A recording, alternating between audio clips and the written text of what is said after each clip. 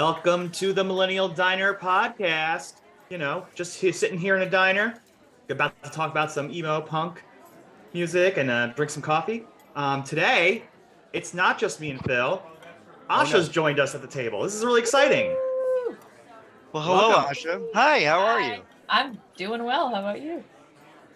Can't complain, I'm really excited. You could. That's what emo music's for. Well, absolutely. Absolutely. But I'm not going to complain yet because I'm about to order myself a vegan scone and a side of tofu scramble. Little sweet, salty. It's going to be delicious. What are you going to have? I know, a cup of coffee, of course. Sorry. Can't forget that. Right. Asha, what are you going to order? Wait. Hold. How do you take your coffee, Jeff? We have to establish this. I like a little bit of oat milk in there if it's possible. Oat milk. Yeah. The milk of an oat. Yeah, I don't like soy milk. I don't like any of the nut milks, really.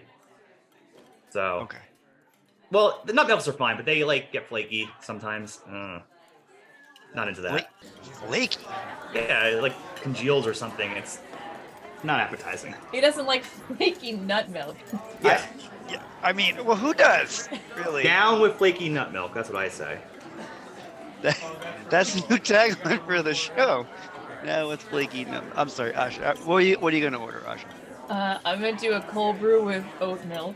Nice. And then I'm gonna do a tuna melt with a side salad. I like it. I like it. That's very dinery. I like it. I've been to a lot of diners. Same. I think I'm gonna have rye toast, a little bit of butter with black coffee. I think that sounds good today. All right. Yeah, it sounds familiar, but sounds good. Yeah. Well, Old why dependable. break it? Well, if it's not broken, why change, right? Exactly.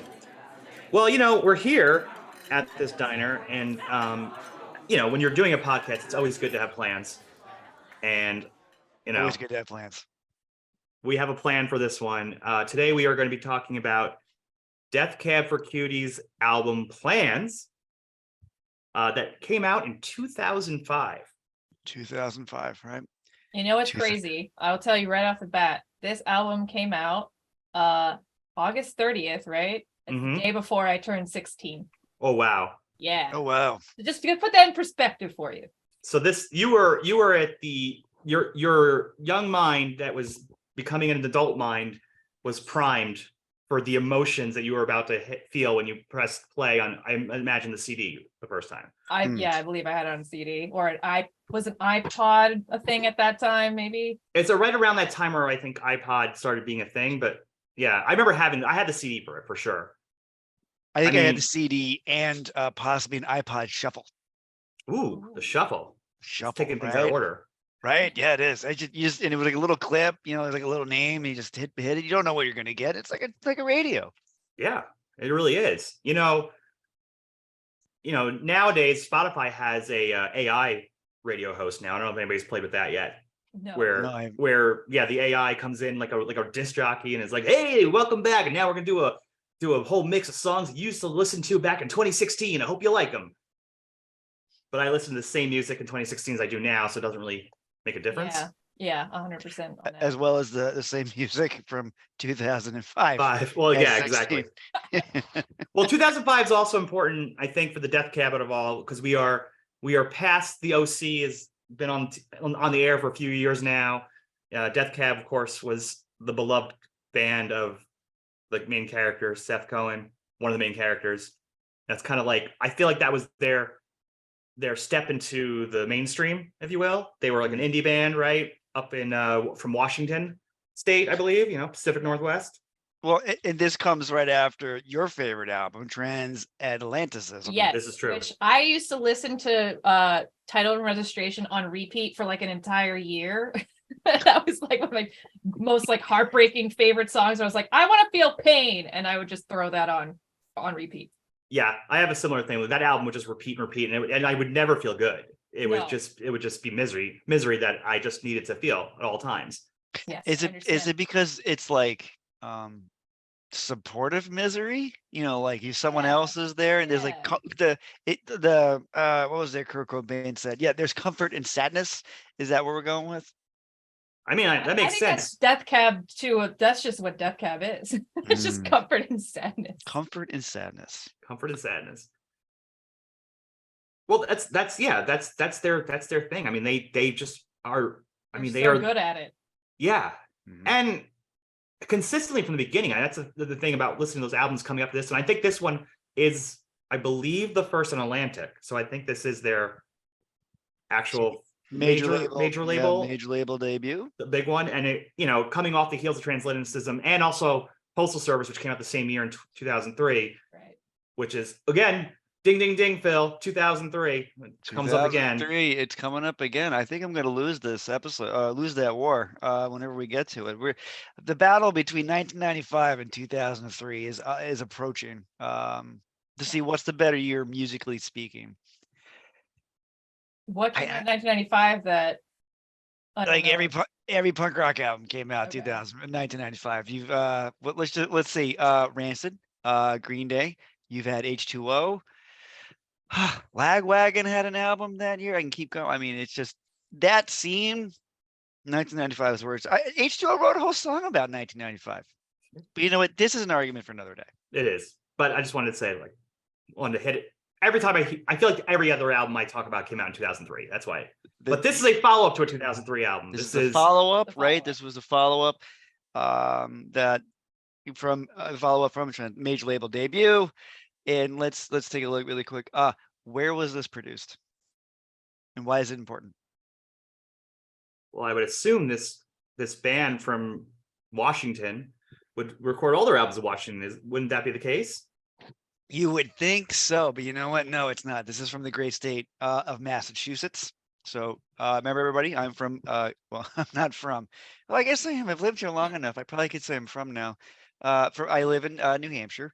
And so my neighbor to the south is Massachusetts, and I can drive down and probably go to the farm in which this was recorded. Is there any other connections to Massachusetts in this room? Yes, unfortunately I'm from Massachusetts. I was born and raised there. I feel like it's always, unfortunately, I'm from Massachusetts. Yeah. For me, it's an unfortunately. For some people, they are full of pride. I'm not one of those people. I tried to leave that place the second I could. Literally, I graduated college and I was like, I'm moving to Brooklyn. See ya. I was here way longer than I wanted to be. Thank you. Good night. I appreciate the lack of accent. You worked hard to get that? No, I was raised by immigrants. And learned English from TV. Yeah, and back then, Wicked Hot wasn't a big thing on TV. Oh no, it was. Well, Wicked Smart. Yeah, no, Wicked I definitely Smart, used to say Wicked a lot, and then people made fun of me for that when I moved. So I have beaten that out of me. It's like when I moved to New Hampshire, I got rid of water. It's now water. It's what you drink now. It's not water or a waiter. Yeah. Or how do you drink your coffee? Right, coffee. It's not coffee. All you folks from New York, I can feel you. With your coffee. Well, Asha, you now live in the great city of Los Angeles, along with me, which is a great town, I think. And what are you doing here in Los Angeles? Why don't you tell the people out there a little bit about what brought you to Los Angeles and what you do? I'm a composer. I write music for all sorts of media, like podcasts and film, advertising. I've done some video game work, and I've also released a bunch of music of my own. Ooh, that sounds good. Where could people find some of that music? I'm on all streaming services that exist, basically. Anything you got, I'm on it, baby. There you go. You can't miss Asha's music. It's everywhere. You just gotta look for Asha Makes Music, and then you can find all my stuff. Turn off this podcast and go listen to Asha's music. No, right now. Well, right now. Well, or you can stick around and find out what Asha has to say about plans, and then go listen to all her music. Yes. Yeah. I think that works for me. I think we should get into it. I think we should get into the first song. Actually, wait. You know what? Before I get into that, yeah. Asha was very kind and gave us her overall feel of the band. I'm gonna slide it up a little bit. I'm gonna do the overall feel of the album for me real quick, and I think I want to go from there. Does that sound okay to you guys? I love it. Okay. So here's the thing with this album for me. It came out 2005. I'm gonna be real honest. I think the last time I listened to this album was like 2006. I gotta be real honest. I was like, I don't know. Actually, no, I take that back. Maybe about 10 years ago. So I kind of had forgotten about this album. Really had. But I'm really happy we're doing this because it allowed me to go back and revisit something. I was like, wow, these songs are really good and Yeah, really they're timeless. sad, but they're really good. There's this overarching theme, like of balance, right, between good, bad, death, love, and all that. But a lot of it is about honesty, which I found really interesting. You be taking a look at oneself and the finality of it all.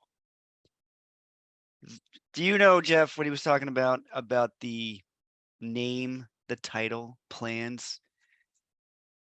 I do, because I don't think I ever really looked into it back in the day, but much like, I mean, unlike you, Phil, this album, there are songs in this album that have stuck with me through many points in my life. So I am very excited to dive deep into it. But getting back to the title, plans, he said it was kind of like, I read this quote by him, which I'm now misquoting, Mr. Ben Gibbard, but basically like the idea that plans, you make plans, but life doesn't work out that way. So plans are almost like wishes. And if you look at plans like that, like, it makes more sense, because you can plan for everything, but not everything's going to work out the way you planned. That's kind of like what I took from that. I don't know if you read the same quote. There's a lyric in, I forget which song, but they literally say that, like, plans are wishes that Right. didn't work out or whatever. Sarah said. I actually was Yeah. looking at it. Yeah, it was Sarah said. And I think when we'll get to that, we're gonna talk Yeah, about that seems like a good thesis statement for the whole album, I think. It is. It's an interesting quote. He also talks about, Ben does, his love of a writer that I love and Jeff loves, Raymond Carver. And he wrote these as his attempt, for lack of a better word, to write short stories like Raymond Carver, but in song. As a huge Raymond Carver fan, that I didn't know that the first time I listened to this album.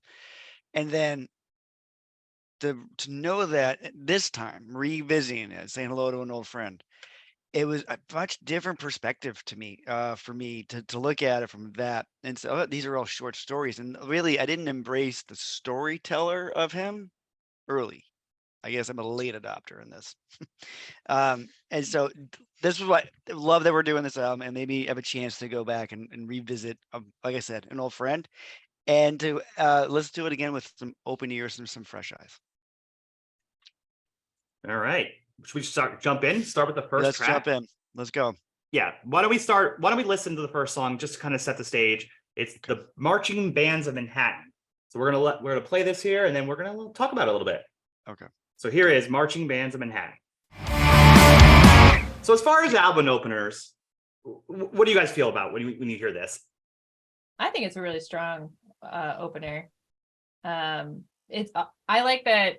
Now that you've said this whole thing about story, I didn't know any of that information that you just said. So that's all news to me.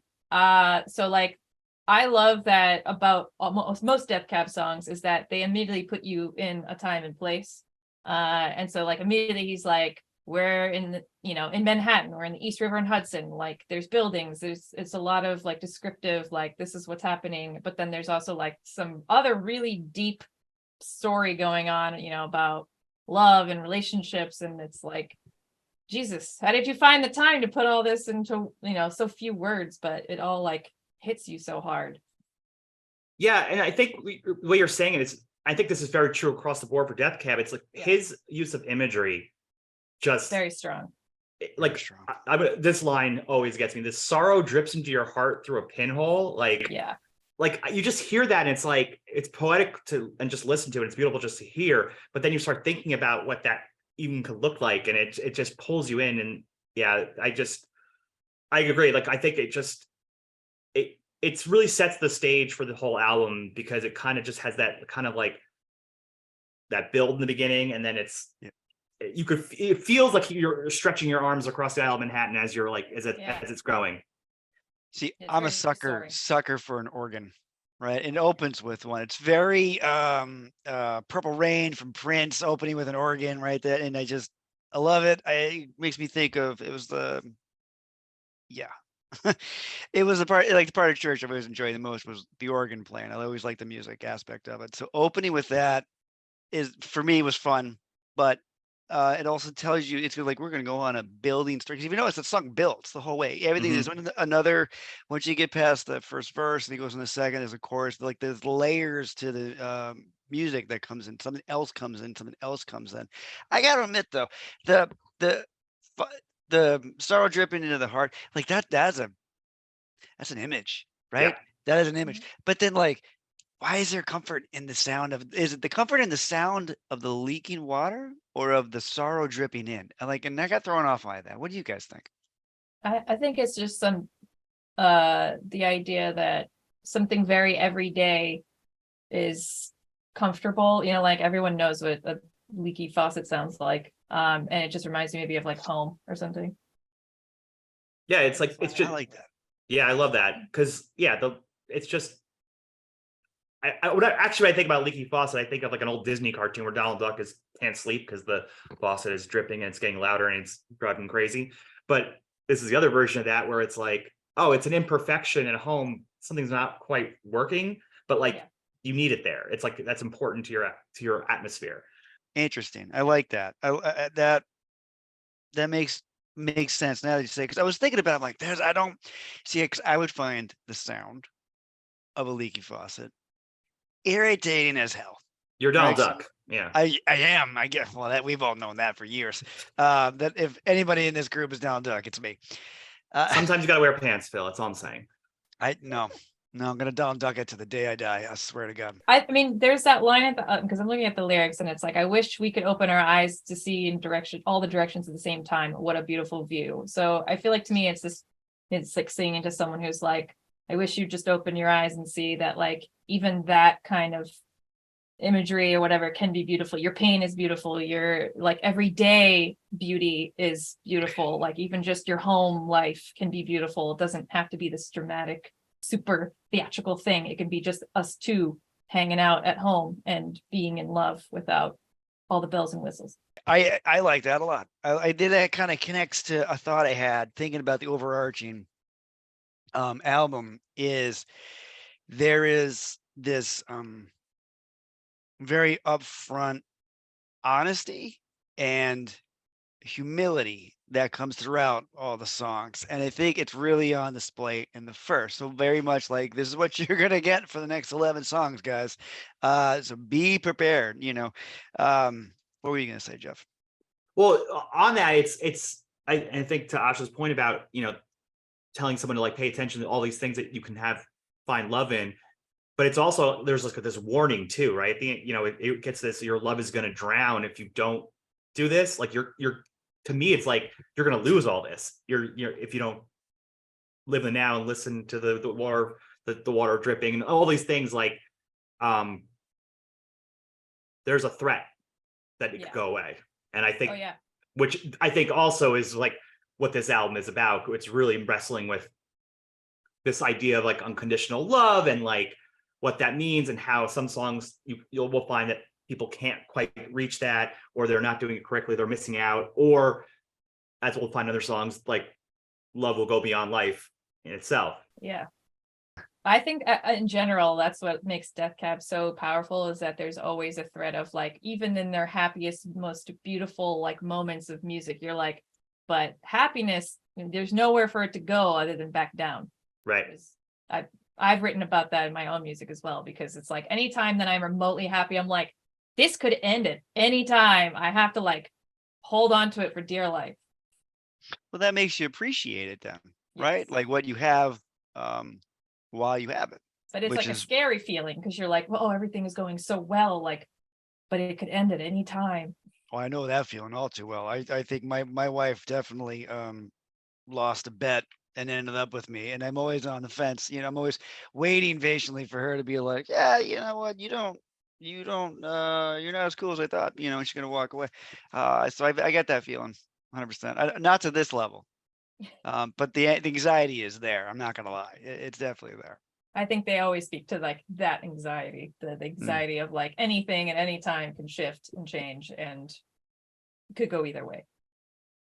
Well, it comes back down, and we're just talking about the ephemeral nature that is life in itself. Like everything, nothing stays, nothing. Every moment ends. It just says you're in it, so you have it. It's all going to end, whether it's good or bad. Yeah. But when you have it good, I'm sure many people out there had that same anxiety of like, oh, I don't want this to go away, but you know it's going to as Death Cab hits. It's like you can't really live in this space where like the soul meets the body at all times. You know what I'm saying? Wow, that's like the name of the next song on the album, isn't it? Oh, that's really strange. That's super strange. You know what? We should start talking about that one. We can't get past that segue. That segue is amazing. So we're gonna have to go. We're gonna have to go with them. It's okay. I guess. But what I like about this particular song, I think it gets summed up pretty quick. It's substance over style, right? It's what this song. I think for me, it's what this song's about. I mean, I'd much rather have a soul. Which I think is what's more representative of who you are, not what you are. Your body is what you are, but the soul is who you are, right? What do you think? I like that this is the second song because the other song also mentioned he like pulls back the curtain and the sun comes in. This is like the second or third line. He's like the sun wraps its arm around me. So like there's a lot of bright like sunlight energy in this album, but it's also like, you know, there's darkness when there is light. There's always a shadow there. See, I had the same note. I wrote a note down. Two similarities between these 2 songs. The light was interesting. I was like, all right, someone else picked up. But the other one is the discussion on thought. We got it's a train station here. They go off on their own. But in the last song, he talks about his mind. He's a hermit in his mind where all the thoughts stay right there. So it's an interesting parallel between the two, where here he's like, get rid of these these thoughts. I'm going to send them away. And the last one, he's like, no, I think I'm going to hold on to all of them and be like a hermit self with all my thoughts. So he's already changing. The characters are changing. Assuming they'd be the same character both times, but they're probably not. Is this an optimistic song? Oh, sorry. Go ahead. Oh, no. I will answer. I do feel like this is an optimistic song. I feel like this is like it was probably one of the singles, right? It was, yeah.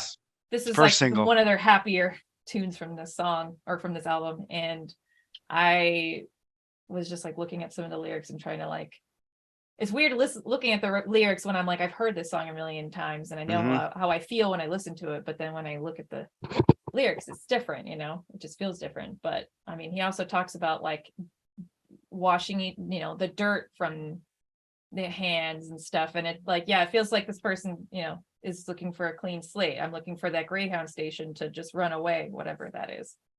So I agree with it is definitely, but it's about thoughts and like moving on, I guess, in that sense. Because that comes across on they talk about the roads. There's road left in both our shoe. Like we have miles to go. The English major in me is coming out, so it's like I have miles to go before I sleep. I'm gonna go with some Robert Frost real quick. But that is kind of look at another New Hampshire reference for me with Robert Frost. How about that? Anywho, 2 Roads Diversion in Yellowwood. yeah, it's very good. Well done. Well done. You're gonna get a lot of English references from us because well, I'm an English major at heart, and here I am. But where was I going with this? Oh, the roads. Yeah. So this is why I think it's an optimistic song, because of the fact he is talking about there's roads still ahead of us, right? Still miles to go. If this was a negative song or a pessimistic song, the road has been run already by this point. And also the cleansing, like there's something new to explore or to see or to feel. The other thing for me is like the chorus of like where soul meets, well, that's not the chorus, that's the bridge, right? Where soul meets body. I don't know. Yeah. Asha, you know music. You That's can teach a bridge. me. Yeah, the bridge. With the title of the song and the bridge, coming back to the soul meets body, I mean, it's the soul meets body is when you are alive, right? This is the moment. This is happening now. This is life. And in an album that's going to go very far to death, it's like that's where I like the positivity. It's like we are here right now. And we have the roads ahead of us. You know, I'm going to hold you're the song I want to hear. Like it's very present, which is why I think it's positive. I also love the instrumentation. There's like some mandolin or something behind Oh, it. yeah. I really love all the production on this album because even when I listened to it today earlier, I was like, it still sounds like it could have come out this year and I wouldn't have noticed. I have a question with your, because you're a talented musician who records music. What do you think about this? How Chris Walla is in the band and he's been producing albums as well. Do you think that's interesting that a band within themselves is producing it instead of going out and finding someone outside the band? Or do you what do you think about that? As someone who is their own producer and mixer, I don't see anything wrong with that, because sometimes I'll send something to my, like, I have a mixing mastering person, is like a friend of mine, and I'll send him a bunch of stuff and then he'll send me a mix back and I'm like, yo, this vocal line is supposed to be like the top center and you've like buried it in the middle, you know? So sometimes I'm like, where is your head at? And it doesn't line up with like my ideas of what the production should sound like. So I think if you have someone in your band who is like the creative director of those things and can do what you're trying to do, then just have that person do it. Don't involve other people where it could get more complicated. Right. And I guess he naturally is a music producer, and he eventually left the band, I believe, after one of there's like a few albums that came in the last few years, but he finally like left the band, but he did produce one more album with them, but he didn't actually play the album when it came out. So. Well, he did a Alright. good job on this one. I still really love all the songs on this album. It's a very clean sound. Yeah. But almost, it's funny. It's almost a wall of sound, but with a mandolin. Yeah. Which is an interesting way of looking, an interesting sound to It have. doesn't sound like a regular mandolin part. That's why I think I like it. It doesn't sound very kitschy or country or anything. It just sounds like almost ethnic or something, but it just kind of floats there. And I think that's why I like it, because it doesn't feel like it belongs in any certain type of music. It's just there. Which really speaks to the band. I mean, honestly, they're Yeah. an indie folk band, you know, some pop elements to it, you know, was a couple just the way they arranged some of the songs. But Yeah, this whole song is a pop song. It's a just pop has song. Indie kind of, flair. Mm-hmm. Well, I agree. I kind of want to just take a sidebar on this for a second, because I was thinking about this too. Typically this diner, we're talking about emo and punk bands. I want to pose the question, is Death Cab for Cutie an emo band? I never thought that they were. I didn't even think Jimmy Eat World was emo until someone recently was like, no, they're emo as hell. And they're like, Death Cab's also emo. And I was like, so I guess I do like emo, because I've been listening to them for like 20 years, not thinking I was emo. And now apparently I'm emo. So, okay. Well, Phil, what do you think? I think they're a total emo band. They're emo before emo was a thing. Yeah, they weren't even trying to be emo. They just were, is what you're saying. These were. Yeah, these were. But to me, they like them and like Jimmy Eat World, I feel like they're just so good at what they do. And I don't want to listen to any other emo. Like this is peak, like it, because maybe like instrumentation wise and song structure, because they are very pop. Like Jimmy Eat World is very pop to me, but then everyone's like, yeah, but they're emo too. And I'm like, yeah, because they sing about emotions. Sure, they're emo, but their song structures, they're so pop. Like there's verse, chorus, bridge, chorus. Like that's a pop song. Well, it definitely comes into when emo becomes like a negative word for some bands, because it's like the problem with emo, which sounds like a after school special, but the problem with emo is it basically became, to me, the word that took over for like all alternative music, basically, in a weird way. It's like a generalization for sure. Yeah.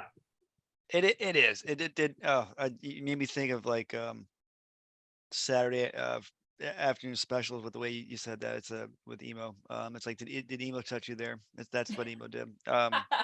Phil, it touched me right here. Death Cab has touched my soul and like mutilated it so many times. I just like let it be.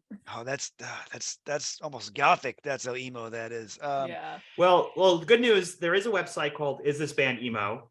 Oh. And it allows you to type a band in, and I'm going to do that right now. Okay. Let's see let's see what let's see what they say. Well, all right. Well, isthisbandemo.com says Death Cab for Cutie is an emo band, but it's also indie. That's how I would describe it. So it's a bridge band. It's a bridge band. It's a bridge band. It covers both indie and emo. I think it's a gateway drug kind of band. Like you start there, you start at Jimmy World and Death Cab, and then you can kind of slowly go into the darker emos. Then all of a sudden you're listening to Fugazi, you know? Yeah. Which is very funny to say. If Death Cab's going to be your entryway into the emo It's the world, marijuana, you know? yeah, because I'm like, because I mean, some of these songs are bleak as fuck, you know, and it's just like, this is your entry point into this. We're gonna get worse from here. It's gonna go great, guys. Don't worry. No, I think, but you know the reason why, Asha, you said it yourself a couple times, is that these are pop songs. These are digestible song structures we know, we can easily understand, it can easily embrace. Lyrically, But like, they're amazing, but they are an easy way. Easy is really that puts such a negative spin on it. They are a quick, acceptable way to get into the scene. Before the scene became the scene, you know, because emo was still about that point, 2005. I think it's still that it was the dirty word. No one wanted to say it. No one wanted to be like, oh, I'm an emo band. You know, that's even now you still get some bands, they don't want to say it. Well, we're saying it. I'm gonna say it. Hey, Yeah. I said the Clash was an emo band. Yeah. And you're still getting angry letters about that. All the time. Doesn't stop. Well, you some know, people hopefully can't handle the truth, you know? No, they can't. No, you should Yeah. you should see the pile of hate I got calling Rush an emo band. Okay, Rush is one of my favorite bands. Rush is one of the best of all bands. time. One of the best bands of all time. But I'm one of the only women who likes them.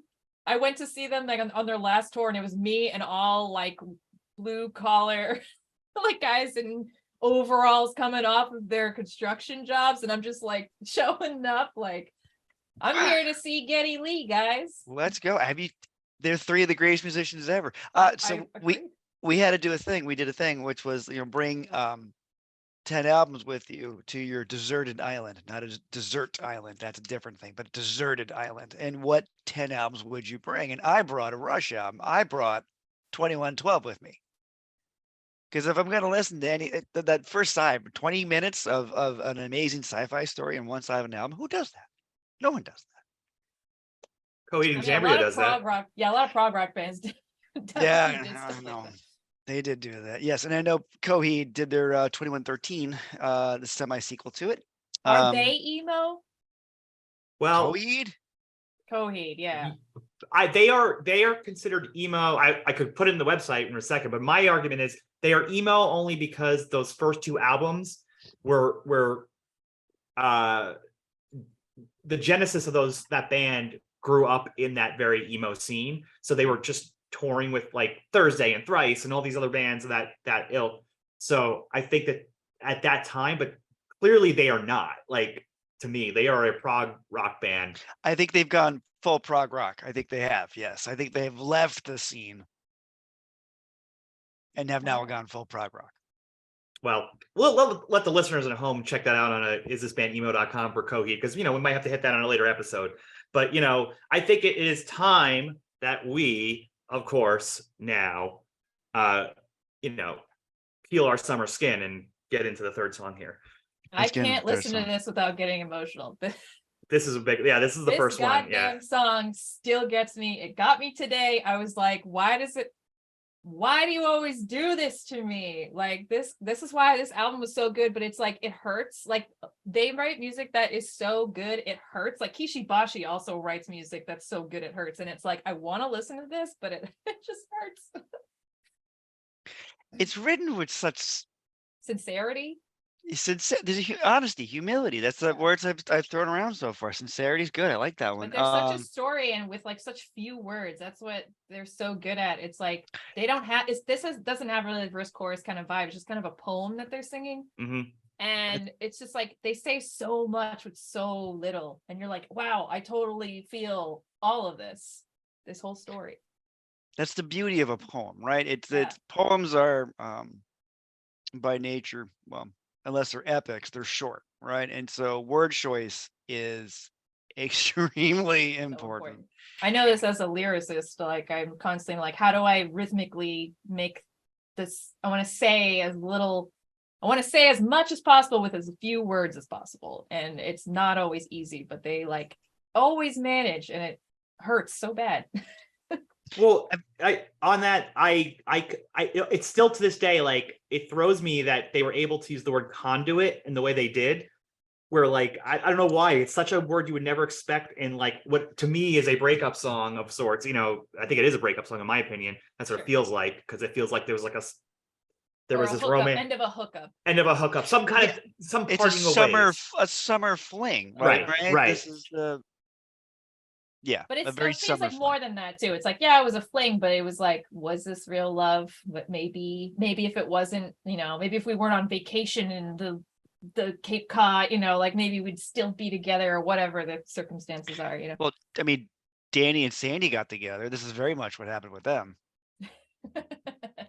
This is if Grease went the other way. Yes. Yeah. Yeah. See, folks at home, I've talked about musicals before. I'm bringing it back up. I'm gonna bring up Grease now.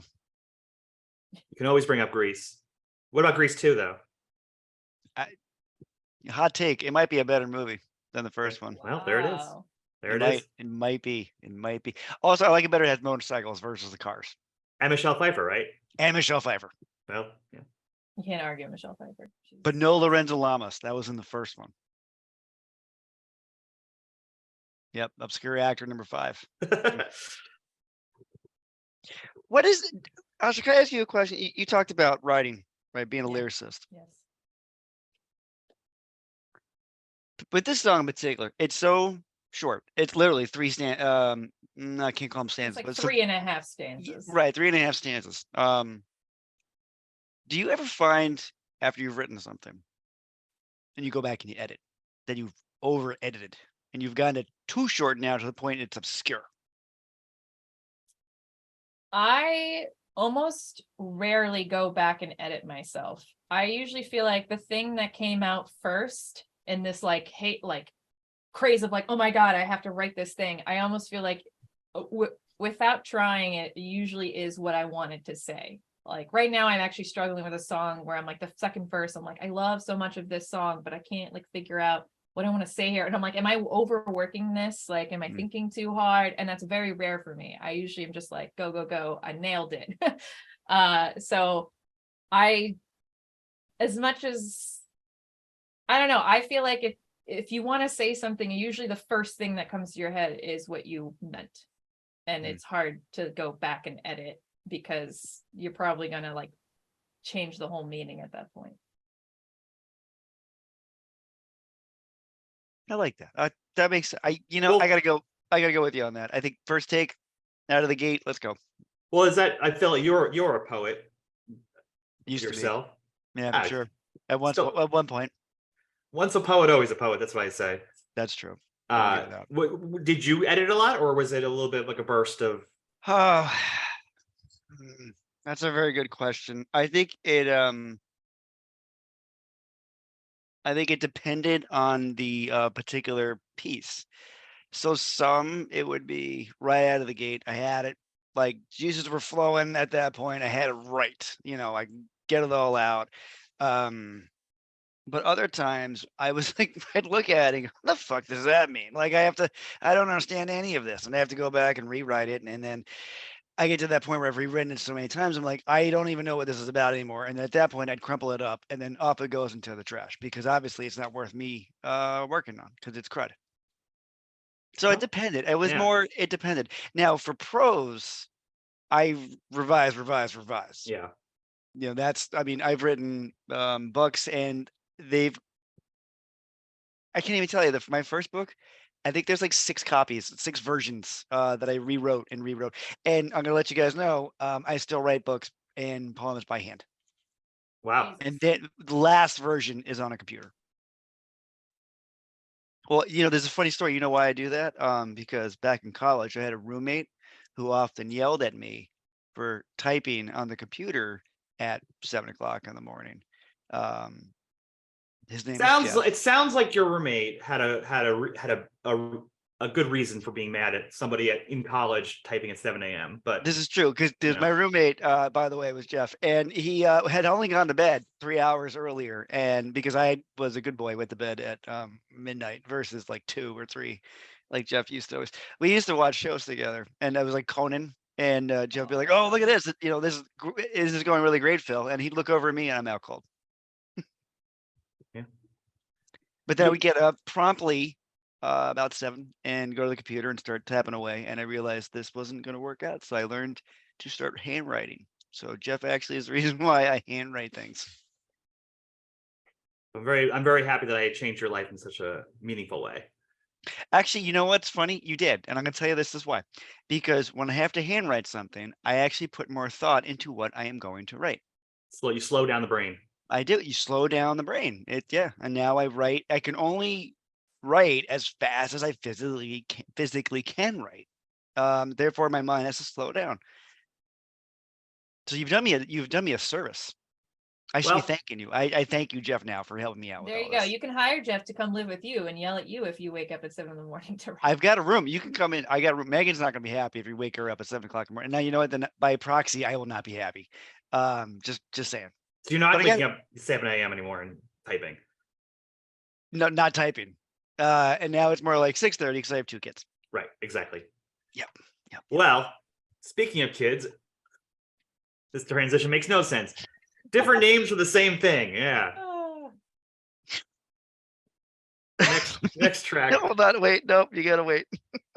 Okay. Well, we're talking about annoying things, right? And then different names for the same thing, you know. Kids. I think typing that's early. Different day. Yeah. It's a thankless job. I'll be very honest with you. Children and writing. The process of writing is also a thankless job. But children, yeah, they're definitely sometimes a thankless thing. Love them, but what a transition this is gonna. How am I gonna pivot? Got to pivot this one over. Well, yeah. Looking at the lyrics, this is another song that talks about drowning and sunlight. Mm-hmm. But drowning the sun. Now we're drowning the sun, right? Yeah. The sun, aka the sun's going down. Getting dark. Things are getting darker. Things are getting darker. So is this a transitory song? Is the transition song on the considering what follows it? Yes. This might be the transition song. Go ahead, Jeff. Well, yeah, we're coming off the last album, which is the end of a summer romance. And I think the last song, from the narrator's point of view, it sounded like the narrator really loved this person they met, but the other person didn't love them the same, and that it was going to end, and they had to accept that. And now we come into this, and it's very there's like this beginning part where it's someone on a train, right? And they're alone going home, or doesn't even care where they're going, right? Like they're just like, I don't know. There's a real real fuck it attitude here. Like, you know, I don't know if a continuation of someone having gone through the song before, but you can kind of feel like on the emotional journey from song to song, this is kind of a low point, I would say, at the top of this song. I would agree. So this is definitely, at this point, there's no point, right? There's no direction. It's a crumpled map. There's nowhere to go.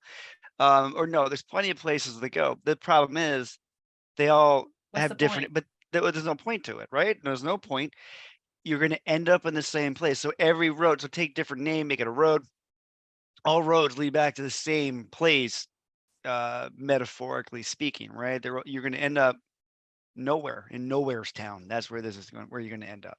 I also think like this song doesn't have like a normal song structure. The pop song structure just kind of is kind of similar to Summer Skin. It's kind of more of just like a repetitive poem, like towards the end he's just saying the same thing over and over again.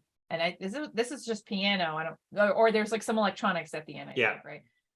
So it was an interesting choice also. So like to me, solo piano is a very like, that's a ballad. When you're singing solo with a piano, you're doing a ballad. So that's what I'm considering this song. And it's like, yeah, at the end, like some stuff might happen, but he's just singing alone with a piano. So like that to me is always almost like we're going somewhere somber. Well, if we talk about sequencing here, because we know we're about to get into probably like the most famous song on the album is coming up, right? Yeah. Off after this, and for many reasons, people just love the next song coming up. Why do you think they placed this song before the song we're about to hear. And after the song we've heard, or the Yeah, last yeah. the last one, because I think this is a trifecta. I think Yeah. these three together. Uh, Go ahead. No, you go. I was gonna say, because with Summer Skin, it's about the relationship ending, right? And then here we're talking about maybe the aftermath of it, right? Of that relationship ending. What do you think? I would agree with that. I would agree with it's more of an aftermath, but it could also be if you are talking straight up, like we're thinking about the next song that comes into this, and if it's a continued story where maybe this person is like at the end of their life, or like they're thinking about the end, or they're just maybe, I'm not saying suicidal, but they're just thinking about, where do we all end up in the end? It's all the same, like no matter what, we're all going to die alone.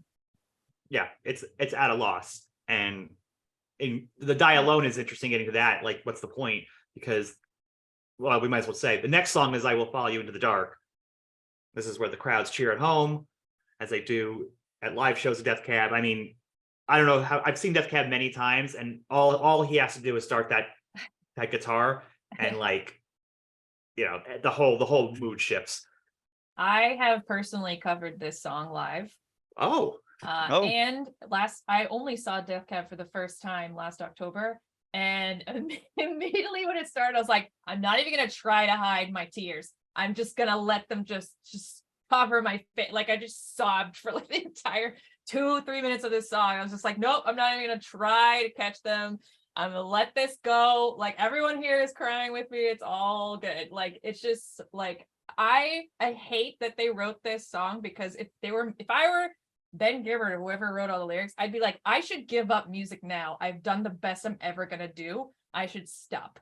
Like, and then they kept going. I was like, I can't believe you wrote more music after you wrote one of the best songs like ever written. Like, that's insane to me.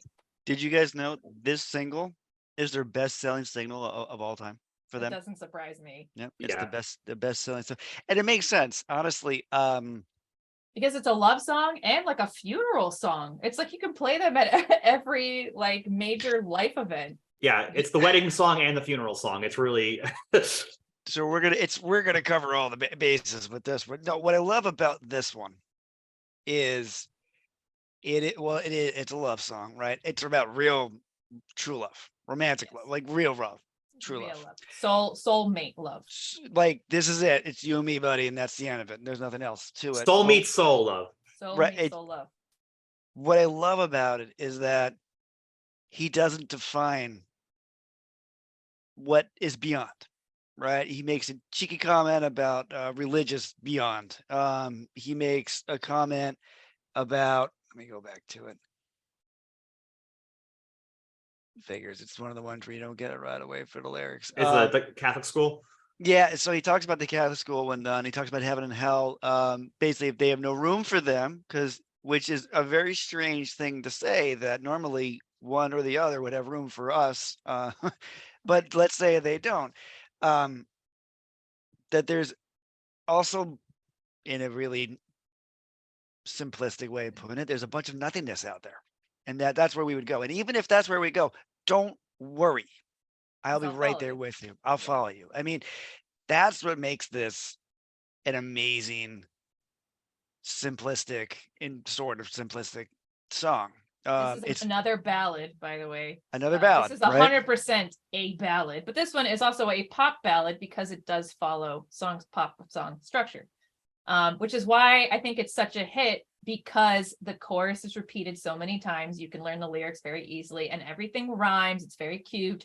And then there's like just guitar, so his voice is like front and center, and it's like he's probably super close to the mic. There's not like any real reverb. It feels like you're just in a room with this man as he's like singing to you about how he's your soulmate, and you're just like, oh yeah, sure, yeah, I'll do anything. like you've convinced me, yeah, that we're gonna die together, like that we'll have a place together to go to after we die. No, and it'll be okay. And it'll all be okay. Well, that's the thing. I think that'll be okay. Isn't that like the message that ultimately you're getting from this song is why it probably hits so hard? It's like it's saying that what's the scariest thing about of being alive is knowing someday, love of mine, someday you will die. Literally the first line saying like, love of mine, you're gonna die. We're all gonna die. We're all gonna die. And now I'm gonna take you through this But there's comfort in that because Yeah. it's an inevitability. So like no matter how much pain or whatever you suffered in life, like at the end, it's all gonna be okay. Well, We're all gonna get We're there. picking back up on the theme that's constantly come up in a lot of these. The previous songs is like everything in honesty is fleeting, right? Things aren't around forever. And so when you have them, you should appreciate them while you have them. All right, let's depress everybody and play the song. How about that? Yeah. Or maybe you find comfort in this song. I mean, Maybe there's comfort. I don't know. It's I love this song. It's because it doesn't necessarily make me sad. It actually makes me hopeful. Because I'm not in a relationship, I'm not in love, but like someday I'm like, I would love to meet this person that I could genuinely sing this song to and be like, this is how I feel about you, because I can't make any words as beautiful as this. I have not achieved it, but maybe someday I could. No, I think that's I agree with that sentiment a lot. Like coming back to the comfort of it, like while it is sad, but it's a sadness. I think, you could feel if you don't have this in your life, you don't have this kind of like this love of somebody to hold you together in the blackest of rooms as you go off, like it's someone there with you at this time of departure of life. But yeah, also I just will say, like, I feel like going back to how amazing this song is, I think this is the Death Cab song. Like this is the song.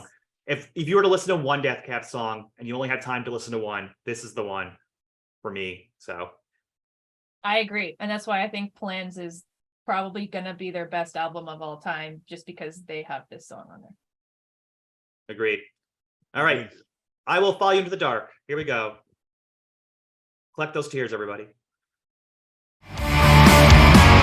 And there you have it. I Will Follow You Into the Dark, which brings us to Your Heart is an Empty Room. I'm very curious about people's thoughts about this because I've basically talked about this song in therapy. So I have a lot to say about it. I actually feel like for me, this is a song I don't remember much from this album. I had to when I heard it again, I was like, oh, right, there's this song. But I think it just didn't leave as much of a lasting impression, especially since it came right after I Will Follow You in the Dark. It's like, how do you put a song after that? It's like following a really good comic on stage, and you're coming out like, how am I going to compete with that? I think you're one. It's a very on the nose title. Your heart is an empty room. It's the most emo title. Most emo thing in the entire. I mean, it just really is, which is funny because listening to it, this is a song that I feel like they didn't write, which is hilarious to think. I know they did. I feel like this is actually a Jimmy Eat World song. And I think this would actually be like land nicely on Bleed American. Like it would just fit right in with it. It's just this, I don't know. It's just the sound of it. It was very, so it's funny we brought up Jimmy Eat World earlier. Cause I'm like, I think this is a Jimmy Eat World song in disguise. There's my take on the song. Well, I think it's a fantastic follow-up on the album to I Will Follow You in the Dark. We got some disagreements. Yeah. I just think this song is maybe because it is the most emo of emo songs Death Cab has done, and I mean, I'm just an easy mark for that, I guess. But this one, just like this is like for me, this is soundtrack of my life kind of song here. Like I hear that line basically. You don't know what to do now because the chase is all you know, and she stopped running months ago. I mean, I don't know. It feels like that line to me is so, I just understand that feeling so well.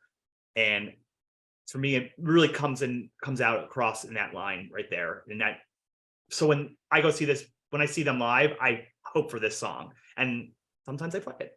I also, maybe it's because I don't love the production on this one. And not that I don't love the production, it's just that the music is like all happy and acoustic guitar, and then the lyrics are like everything sucks.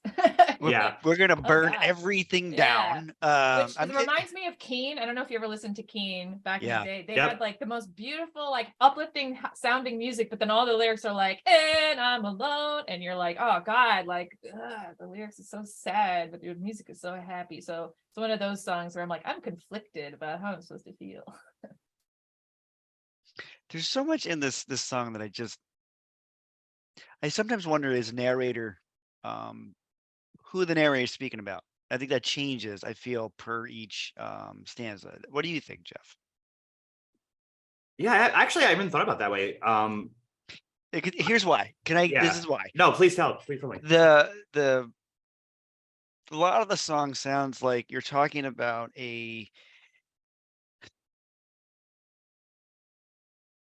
person who continually destroys relationships. Yeah. Right. And you're continually burning something down. Right. Or you're moving from one to the next and you're chasing this, chasing that. They talk about that. You're always out on the streets with so many possibilities, so many things you can look at, so many different ways you can go. The fourth stanza where they talk about the flames and smoke climbed out of every window and disappear with everything you held dear. Now, this is where I wonder, is he still talking about is the character still talking about the other person, or are they starting to talk about themselves? Because now you're free, is why I say that. Because now they've realized who this other person is, and if everything's burned down and I no longer have to deal with this person's gone, am I finally free?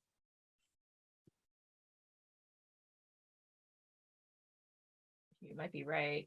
I was just thinking about what they have that other song, I think, on the album after this where they talk about a house burning down, and I'm like, I Yeah. really like talking about Well, things fire burn- Yeah. fire in general sense seems to be a thing. but specifically about like houses burning down, which I'm like, I write about fire but I don't necessarily write about like, oh, my house is burning down. That's a very like specific, that's because it's never about the house, it's about the relationship or like whatever you built in that house, I assume.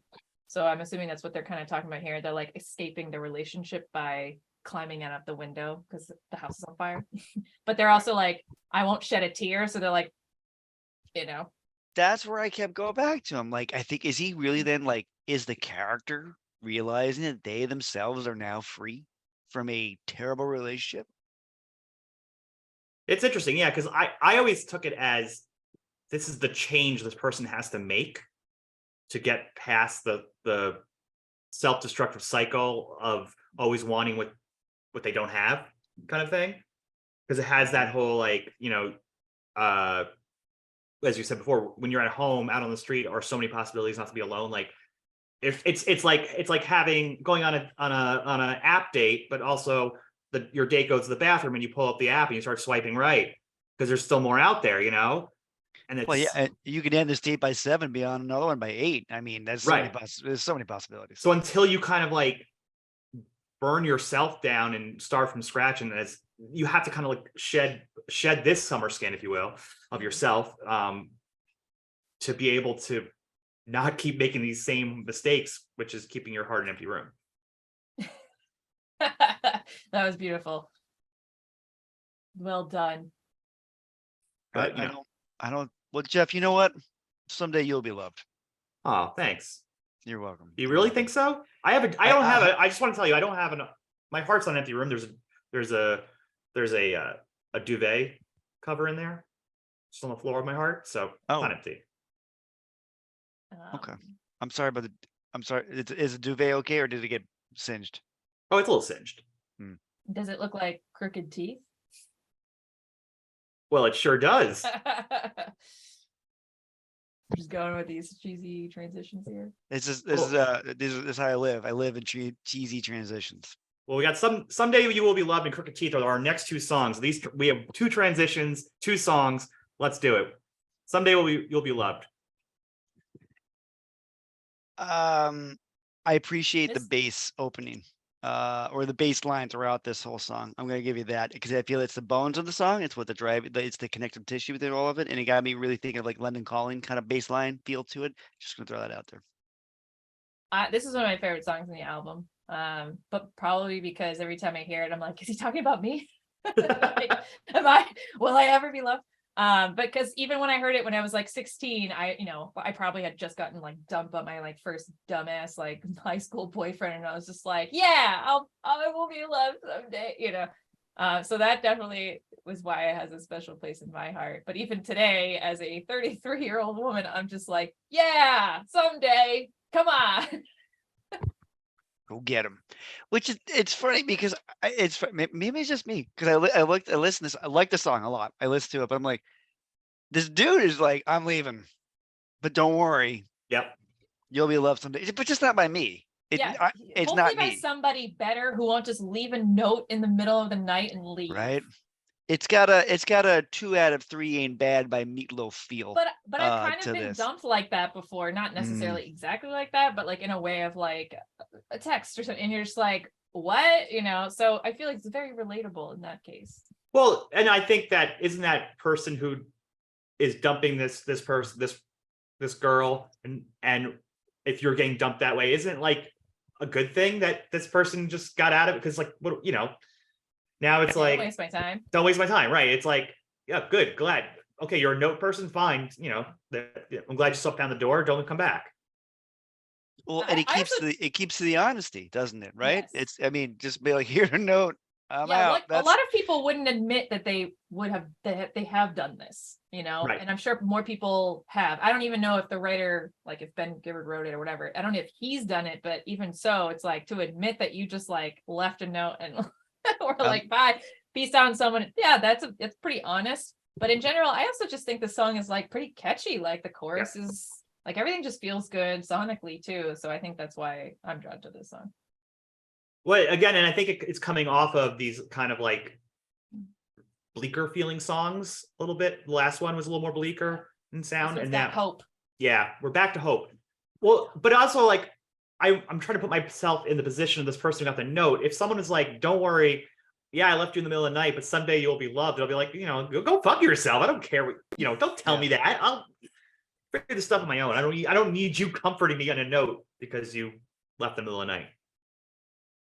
Yeah, there is a feeling of like I'm angry at the person who's writing this, but I also am like I agree with the chorus because I'm like, yeah, I will be loved despite you. Yeah. They should be thankful. Yeah. Like, look, we're done. All set. Dodge a bullet. Dodged a bullet with that one. Thank goodness for that. Which well, I don't know, Phil. Continue. Sorry. I was gonna say, which is funny because this song's about a relationship ending, and we did segue it with Crooked Teeth again. Another song about, at least the way I'm gonna interpret it, is a relationship ending. And I actually had to look into it. Ben wrote this one about a couple in Florida, hence why it's so hot. If you pay attention to that, the lyrics in front, it's like 100 some degrees, 101. That sounds right. 100 degrees even. About a relationship breaking apart in Florida. I mean, not shocking, I guess. Not shocking whatsoever. No. There's also a lot of just interesting imagery here, like the Berlin Wall, which has nothing to do with Florida, but I love that they talked about it anyway. Well, I think with the Berlin Wall, it's like that with this particular song, if we can only get out of Florida, we might be okay. But it's like to get into the Georgia or Alabama, right? Do my math right? Math for geography. If I do my geography right, you'd land there, and there's you can't get through the Berlin Wall. It's a big wall, can't get past it. So something is preventing you from leaving Florida, which also feels like Florida. That's true. I think this song is pretty catchy too. I think this is definitely one of their poppier. I think, was this a single? I think this was a single as well. Yeah. Yes, this was a single. This was like it. Even though the song itself, the lyrics aren't as happy, but the music content is like pretty upbeat and fun. And like I love the line, like, "You're so cute when you're slurring your speech, but the closing their bar and they want us to leave." And I'm like, yeah, I've been in that position. Oh yeah. And you're feeling pretty upbeat at that point, Yeah. It's a war of head versus heart. I mean, this one, yeah, I think this is it feels like to me, this is the album, this is the song they put on there to be a single in a lot of ways, because it's really showcasing that imagery that he does so well, but it's also a breakup song, and it's also, It's a fun sing along. The chorus is fun to sing along with. I like the I built you a home in my heart with rotten wood. It decayed from the start, which reminds me of this other song before where you talked about the house burning down. And it's like, yeah, you keep building really, really bad houses that are not good with weather and other natural disasters. You should probably find some stable things to grow your relationships on. Jeff, this was the specific song. He referenced Raymond Carver. He was trying to write a Raymond Carver story. This is the specific song. This is the one. Yeah. Mhm. Well, it's the character. I see the characters, and like definitely people at the bar too. Yeah, it's all Raymond Carver. What's your favorite Raymond Carver story, Phil? Real quick. Story? Yeah. Oh, will you please stop talking, please? Or please, will you stop talking, please? It's around there. Or Cathedral. I'm also a big fan of Cathedral. Cathedral's pretty great. Cathedral's great. And what's the one with where Will Ferrell did a movie on it? And it's about the guy who moves all his stuff out into the front yard, and he sits in the front Oh. yard. I know which movie. All Must Go or something like that. Yeah. Everything. Yeah, something Everything like must that. go. Everything must go. Really Yeah. must go. That's a good story too. That's another good one. Well, I need a little emotional preparation before we get to the next song. So, Asha, which should we play? Someday You'll Be Loved or Crooked Teeth? Someday You Will Be Loved. All right. This is Someday You Will Be Loved, while I emotionally prepare to talk about what Sarah said. And we are back. We have 3 songs left on this album, Plans by Death Cab for Cutie. And we are on a song called What Sarah Said. And I'm very curious to hear what people have to say about this one. I don't know. I didn't read any backstory on this. I actually like very rarely want to know singer-songwriters' backstories to songs because I think a song should speak for itself, unless I'm like really curious. Because people always ask me what my song's about, and I'm just like, I don't know, just listen to it. Like, let it speak for itself. So I don't know if you guys know of any backstory to this. I'm curious to hear if there is. The only backstory I have is this is the only time in the album where Plans, the name of the album, is actually said.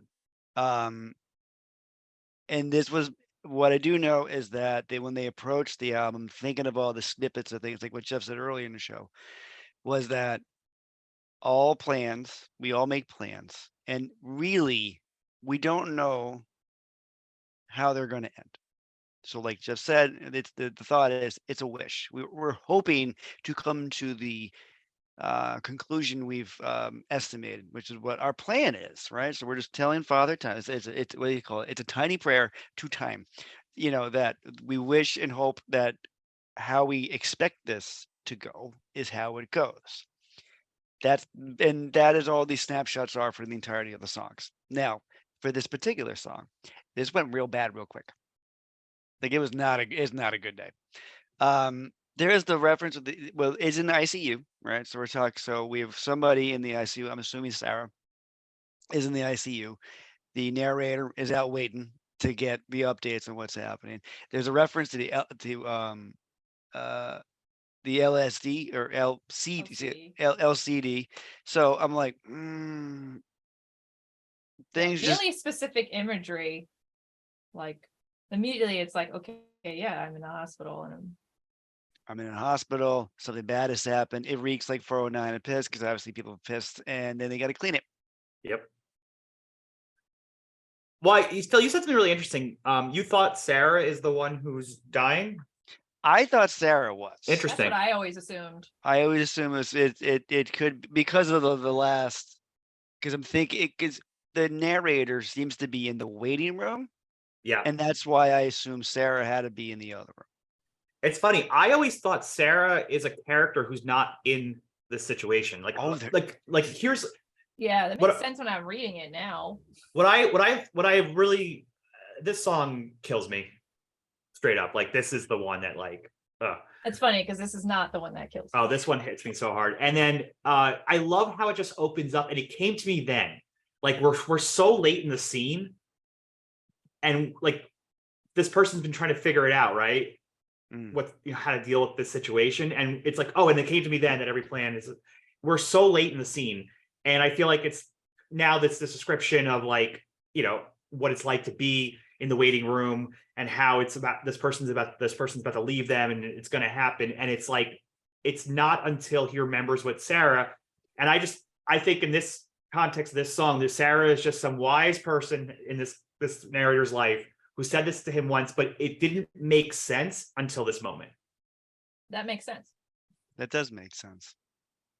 Here's But the beauty of songs, right? Open to it. You just said it to yourself, actually. It's a Yeah. beauty of interpretation. But it also, to me, it also was like, well, what if it's about someone who knew they were going to die, like someone who had cancer for a long time, and then this is like we're finally at the end, and maybe it is Sarah, maybe she's the one who's like, I know that this is, and I'm okay with it, I'm there, and it's like, I just need you to be okay with it. So it could be either one of those, I think. I don't know if he based it off of something that happened to him or not, but I like that because it connects to one of the lines where he talks about rationing his breaths as though it's measured, right? It's because to ration, you need to know how many you have, right? Sure. And so I like that kind of the concept of perhaps this is like a cancer patient, of someone waiting on a cancer patient to finally pass away. It's an interesting, it's a very layered song. Yeah, because I think we're looking at all these different interpretations of it, and they all kind of work. And like, I had heard someone tell me once that they thought, they must have read it on Reddit or something, that someone was trying to argue that the narrator is actually the person dying, which I've been trying to make square in my head. I'm not quite there yet, but it's an interesting exercise that they are, because they are it's all in their head, and they're imagining what the waiting room is like, trying to like send that message. I mean, it's the only line that that doesn't work for that is that I stared at my shoes in the ICU, unless the shoes are like on a dresser or something, Right, and they're not wearing them. yeah. But otherwise, it's like, yeah, the person is either in the ICU next to this person, or they're in the waiting room, or like somewhere in between them. Yeah. Because if you don't want to look at the patient in the bed, what are you going to do? You're going to look down. Yeah. Right. I think for me, like that thing that Sarah said, love is watching someone die, is so profound. I know personally for me, this song came to me at a time I did not expect. I was in a very sad situation with when my mother was passing away in an ICU in a hospital, and this song was playing in my head unprompted. It was just like my brain found it, and I was just listening to this song in my head at that time.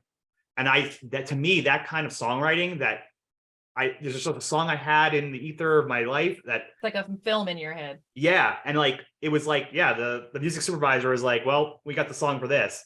And I mean, it was heartbreaking, but it was also comforting to know that I had that song, and I had that wisdom that Sarah said at that moment for myself. So I feel very a deep personal attachment to this song in that way. Thank you for sharing. That's what music's all about, like that's why Death Cab is so good, because you found something to relate to in their words and music, and that's like what music is all about. Yeah, that's the gift of the art, right?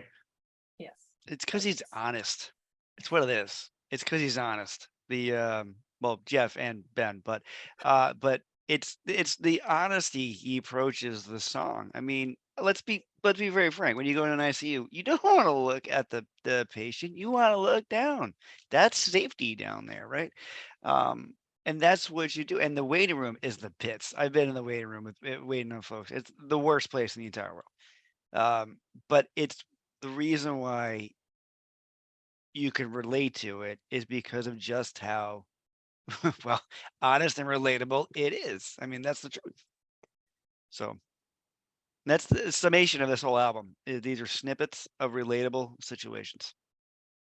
Well, and then coming back to this like unconditional love, or just the trying to have this love. I mean, this connects back to me. It's I'll follow you to the dark. I mean, that one is a poetic version, like I'm going to go with you, I'll always be with you. And this one is like reality. And who's going to watch you die? Because those are the people who, that's what love is. Like, those are the people who And that could be romantic love, it's family, it's friends, it's all the love. It's the people who are there for you at this final moment as they are going into the dark, if you would. You're gonna make me cry. Sorry. No, don't do it. This is a Don't no do it. cry zone. This is no crying emo podcast. No. What? There's no crying in emo. Wait. Wait a second. That's a meme that needs to be created. No crying anymore. No crying in emo. That should be your shirts. That should be your merch. Ooh. Well, Picture of Tom Hanks. we'll tell the producer. We'll ask our producer to get on that. Okay. Yeah. I would love to get a size medium thing. All right, we'll have to work on that. I'm actually gonna write that down. No crying in emo. That's funny. Folks at home, don't Speaking steal of- our thought. Don't go Yeah. out and make a t-shirt before I do, because I'll come a calling. No worry. It might already exist. What I'm very excited about is the next song's title. I don't know why. I've always loved this title. It's so sad. I agree with you 100% on that. I think this is my favorite title, just in title. Because I don't know, it's just something about it. It's an image. It's not as on the nose as your heart is an empty room. I mean, that's an image. This is more of a familial image. And yet it's what- a song about breakups. Yeah. And yet it's a song about breakups, right? Right. I mean, yeah, because it's like, you imagine that? Like, been with this person for years, right? I'm going to say very long time. They used December. December's the last month of the calendar, so we're going to talk about this has been a very long time, and that I don't know. I no longer do it.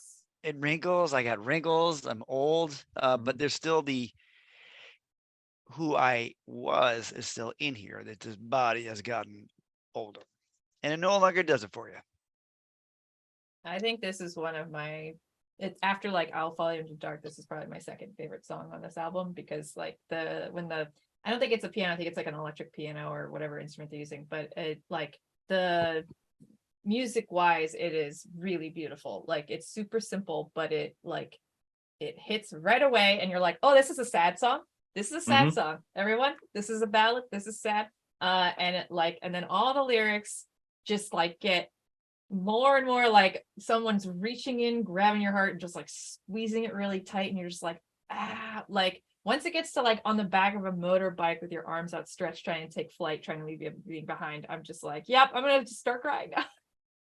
Like because I understand like this, it's they're talking about like trying to get away, trying to like find freedom again or whatever it is, and it's like, but it's not a happy thing here. It's like we were supposed to find that freedom together, and now we're gonna find it separately, and that's like the most heartbreaking thing, having all those plans and then being like none of those plans worked out. No, I think that you said it very perfectly there, and I think coming back to this title and this then like the refrain that repeats like brothers on a hotel bed is the title, by the way. I don't think we ever said it, but that is the title at hand. What about that, like that metaphor, like brother, or is that a simile, Phil? You tell me. It's a metaphor. We didn't do like or wait, do we use the word like? No, it says Like brothers on a brothers. hotel bed. Then it's a simile. Yeah, that's what I thought. Caught that. What about that? Like brothers on a hotel bed. Like what does that do for imagery? Do for you? Well, I mean, that's like you're totally at opposite ends. You're not even touching each other. There's a huge valley in between you and your partner. Like you're so far. You're basically roommates. You're not even a couple anymore. You're siblings. I mean, Yeah. it's in the literal sense. He just took the significant other, could be whatever, but made into you're now just like we sleep in the same bed like brothers do. And when usually you're not you're like this. You're not anywhere near them. Folks at home, I made a cringy face, like You're in uncomfortable. uncomfortable is where you are, because like no one wants to do that. Usually do that. Like growing up, we did that. My sister would be on the other side of the big queen bed. It's like But- eight and how old would I have been? I'm 4 years old, so 8 and 4.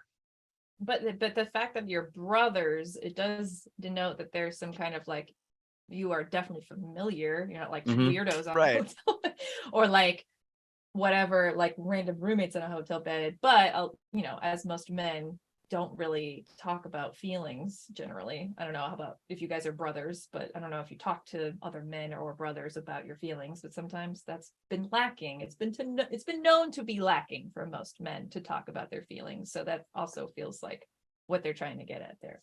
So I have 3 sisters. Okay. I'm very open, but no, I take that back. I had a lot of it.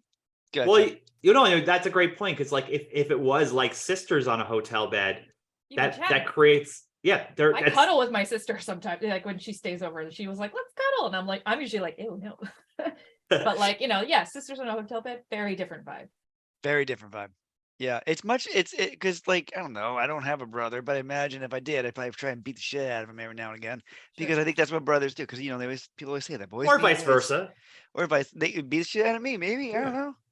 I don't know. I mean, that's a tall order. But maybe not. Well, you know what? I want to make sure the listeners have at least one more sad song before we get to the final song. So why don't we play Brothers on a Hotel Bed? Not Okay. sisters on a hotel bed, brothers on a No, hotel bed. that would be like more of a pop tune, breakaway Yeah, pop yeah. hit if we went sisters on the hotel bed. All right, here is Brothers on a Hotel Bed. And we're back. That was the penultimate song on the album Plans, because we love to say penultimate as much as we can. I was gonna say, good choice of words. Penultimate is Great not a word. word you don't get to use that too often in life. So when you do, like the metaphor of this album, you have a chance to embrace something. Go ahead and embrace it. So nice word choice. Well, yeah, it was my plan all along, Phil. It's just a tiny prayer. Yeah. All right, it's time to stable our emotions here with a stable song. Which I It's was time to going leave. to say. I was going to say, because earlier I was talking about instability, building things on unstable ground. But now I'm seeing there might be a double entendre here when he says all are stable mates highway bound. I'm like, maybe y'all have finally gotten therapy and figured your shit out. They're all leaving. It's time to go. I mean, I take stable mates. Let's go to literal sense. What's in a Yes. stable? Horses, Horses. cows, right? They're things that are reared and have their younger years in a stable. And now we're talking about leaving the stable. We're highway bound, right? We're out the door. We have our measly sum, our pittance we have to start out with. To me, this is a song about growing up, like in getting out on your own for the first time. You start off with very little, right? We all do. Start off, unless we're fortunate than others. We start off with a small amount and we try to make something out of it. I'm wondering actually if they should have switched the orders of this song with I'll Follow You Into the Dark, because I feel like this is a weird song to end on. It's I agree. hilarious you wrote that. You said that. I literally wrote that down as a note. I said, I feel like I Will Follow You in the Dark is the better way to end the album. And I don't understand why this song is here. I think because they wanted it to be towards the beginning, probably better for listeners. Like it would hit harder if it's like, higher up in the play order. Because But as a final song, it's kind of lacking. it is kind of lacking, especially after Brothers on a Hotel Bed, which is like so powerful. And then the song is just kind of like airy and does its thing. But I forget about this song. I feel like when I've listened to this album all the times in the past and now, it's like I go through so much emotions building up to this, and it doesn't ground the album at all, which is interesting. It really is the only sequence of the whole album which I find off. I do. I've always wondered why this ended the album. It's not that it's a bad song. It's just not a song. It's not a song I think it feels about. like a filler song compared to the 2 songs that preceded it that were so highly emotional. And then it's like, it just feels like maybe for them, it was like a breath of release, like a sigh, like, oh, Yeah. okay. Now I've grown from all that, stuff I just went through, and I'm going to like go on to the next phase or whatever. Well, and then I guess on that, the last lines are I won't mind. Like, there's some kind of like a little bit of closure there. Like, it's no longer like this pain feeling or anything like that. It's like, the gift of memory is an awful curse with age. It gets much worse, but I won't mind. It's very like, I think Phil, you kind of said it. It's very mature a little bit. It's like, right. it's all right. It's not so bad. It's I mean, not so bad. They Yeah. even say at the beginning, it's like time for the final bow. They're like, this is our last song. Right. It's almost in a literal sense. And it's funny with Sure. that because I think the last is funny. It's kind of like cheeky with that because like the final bow of youth is finally leaving, right? And leaving the house and being mature and growing up and taking those first steps toward adulthood, which is another theme that's come up through all this.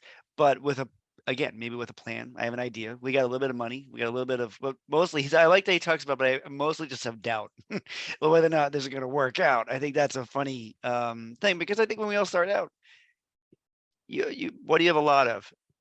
Insecurity and doubt. You don't know if this is going to work out, which is the overall theme, right? Of what a plan is. Plan, you don't know if it's going to work out. You hope it does. You plan for a good ending. It doesn't mean you're going to get it. Kind of similar to this song. It's a lackluster song. It's just not for me. It's just the one where I'm like, yeah, I don't know. Just there's other songs on here that are better. I agree, but I know they couldn't have finished the album on Brothers in a Hotel Bed. They needed like one more just to be like, Sort but of it's not positive all one. bad. Yeah. Yeah. This was their attempt at joy. The joyous ending. Which says a lot.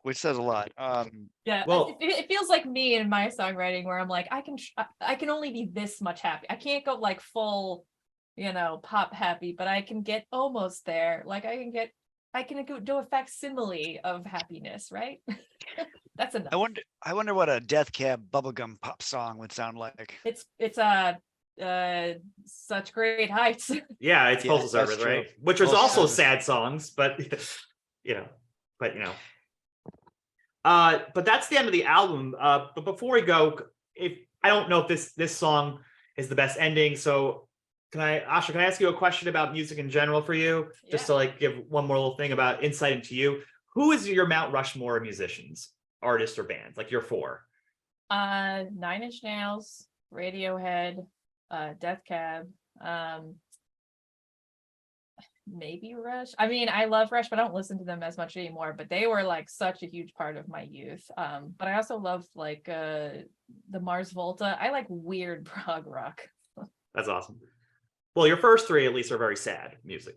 All of my music I've realized is quite introspective. Like Yeah. I like music that makes me think and like not necessarily sad or happy, but kind of just like this feeling of deep thought. I think I kind of always end up gravitating towards that kind of music. Like Radiohead is super introspective, like constantly like, but then they're also they have some of the saddest songs ever too. So I definitely, now I'm thinking about it, I'm emo as hell.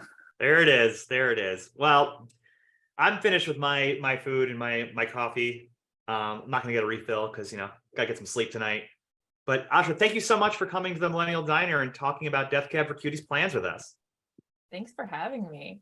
I would like to say that I think this whole album came out in a time that really formulated my songwriting and my musical ideas and what a song should be and what what a good song is. So I definitely love talking about this. Like, I don't think my music today would sound the way it does without having heard this stuff in the other albums that they've put out. It's so beautiful to hear. Folks, remember you can follow Asha in any of the social media worlds as Asha Makes Music, right? That's across the spectrum. Yes. And you have a new album coming out? Yes. It's called What is the Magic. name? Magic. Ooh, magic. Magic But is if the you name. like Death Cab, you should check out my song House with a View, because I think it has the kind of Death Cabby vibe. You heard it here, folks. Go for House with a View. House with a View. House. You know what? This might not sound crazy, but I know it's the Death Cab episode. But could we play your song now? Like, Sure. House with a View? Let's throw it on there. Play it. Roll tape. Remember to check us out on Spotify. We're also available on YouTube at Millennial. Can't do it, Jeff. Millennial Diner podcast on YouTube as well on the Instagram. And make sure you check and follow Asha Makes Music. I know she's also on Instagram. I follow her myself. And thank our producer. And I want to thank the producer. That's my wife, Megan, who's done a fantastic job with all the graphics and everything that you guys are going to see and hopefully are enjoying. If you love it, Megan did it. If you don't love it, I did it. There you go. Well, Asha and Phil, I will follow both of you into the dark anytime. Thank you. I got a flashlight, so don't worry.